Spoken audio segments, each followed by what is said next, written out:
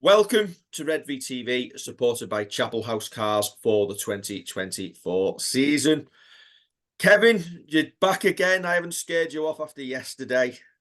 No, sat in the exact same place. You are Josh's a bed. miracle. You could have got changed. Same clothes, same clothes. And with 18 days to go, Kev, it is our number 18. It is Jake Wingfield. And Jake is sponsored by LDM Slate Roofing. They are roofers based in Lee and cover Lee, Manchester, Wigan, and locations across the northwest of England. I'm sure they will come to St Helens. They are a time-saved company covering all roofing services, be it pitched or flat roofing structures. Their roofers will have the skill set and expertise to handle all your repairs, new installations, and re-roofs. Well read. Another man reinvigorated for 2024 will be Jake Wingfield. Is he going to be like a new signing since we haven't seen him since May due to his shoulder injury? And how much have we missed this man? Yeah, I mean, I'm just looking. That's what I was side on. His appearance is 38, and we talked last night, didn't we, about Matt Whitley going under the radar. He's definitely going to be like a new signing because, again, watching back the games that he was involved with, his impact was brilliant off the bench.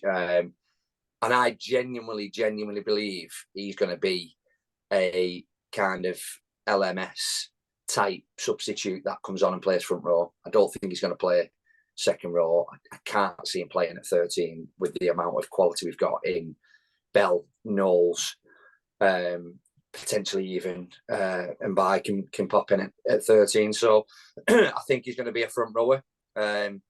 He's a tough lad. Runs way above his body weight because he isn't the biggest in terms of, and I guess we're pretty blessed, aren't we, with the likes of 6'12" Walmsley and 135 kilo Parser. But yeah, I think the fact that we're missing Parsi for first part of the season, I don't know how long we're missing Iggy for, but we're definitely going to be missing him at the start. I have absolutely no doubt Wingy will come in and he'll play in the middle, play up top, and do everything he can in a Saint shirt to get us on the front foot in attack. Yeah, obviously we talked yesterday about how stocked we are for back rowers. Is Wingfield's best way into this team now being that mobile prop, and doing a stint there? I know Sione may do a bit there this year as the plan, but you almost feel that the opportunity is there for Wingfield to make that mobile prop interchange spot his own. Yeah, I think so, because we've got different styles of prop, haven't we? You've got obviously Big Al's he's a wrecking ball. If he gets the quick play of the ball and plays it properly under these new rules, he creates havoc. You've got Matty Lees, who is probably a little bit more slight than Big Al and probably a little bit more mobile. And then you've got Jake, who's probably a little bit more mobile still. And if he can get on and do his 2 10, 15-minute stints, look, the fact that we signed Whitley, you just can't see him playing second row. Can he pop in at 13 for games where the likes of Morgan maybe needs a rest or Belly's got a knock? Yeah, of course he can.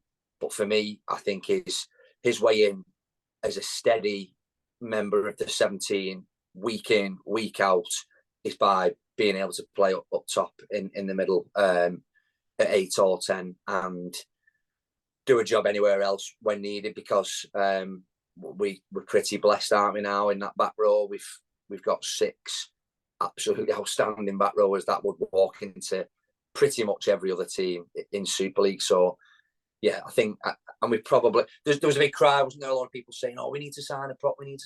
You might not come back. You might be out for 6 months." But a lot of people forgot about Jake Wingfield and forgot that actually last year he did quite a lot of those hard yards in the middle. Maybe not the 65, 70, 75 minutes that Matty Lees did, but is that the perfect change? Bringing someone like Jake on for Matty and keeping that high energy, that high mobile, quick play the ball type approach. And because one thing's for sure, he don't leave anything out there when he plays. Jake, he plays tough, he plays hard, and he gives it everything he's got. I think it shows just how much the club value him that he was in the 17 for the game against Penrith. So hopefully he gets over that shoulder injury. It's a big surgery that he had.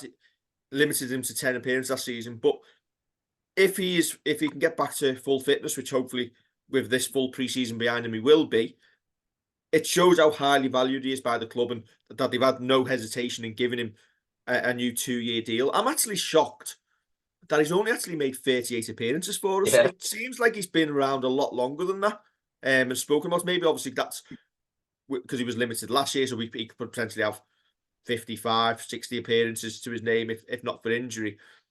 But it's almost now he's at the stage of his career. He's 22. He's not a junior anymore. He's got to be seen as one of our established first team players.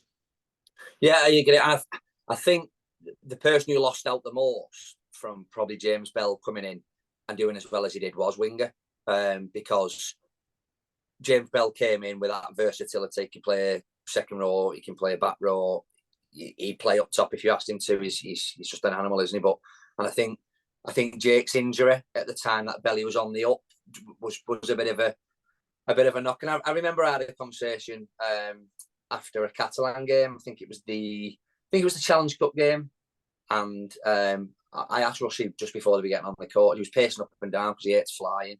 And I asked him just before, like, what is the vision for him? And he kind of didn't really know, and he didn't give too much away. But what he did say is, I think it's going to be more likely to be a middle than an edge, which kind of reels out that second row. And again, with Belly and Knowles, you've got arguably two of the best 13s in the comp, haven't you? So he's got to be a prop for me, because what I can't see is where we get our bench props from. Who's our LMS this year? If Alan Matty are starting, who's our LMS? Who's our Iggy until he comes back? Who's going to be our? Obviously, we've got Delaney, and Delaney's probably our first bench prop, but Noah Stevens probably isn't going to be ready at the start, even though I thought he had a very good game last week. I thought Bailey had a good game. Thought Mackenzie Buckley had a good game last week. So, yeah, I think for me, he's a shoot. I think somebody will give us a lot of information, Morning, in terms of kind of squad selection, how many minutes players get. Still got 2 weeks out from the opener. So, yeah, I think prop for me. And the fact that he wasn't involved at all with the Swinton game tells you that he's going to be there or thereabouts around that first 17, that 19-man squad, week in, week out.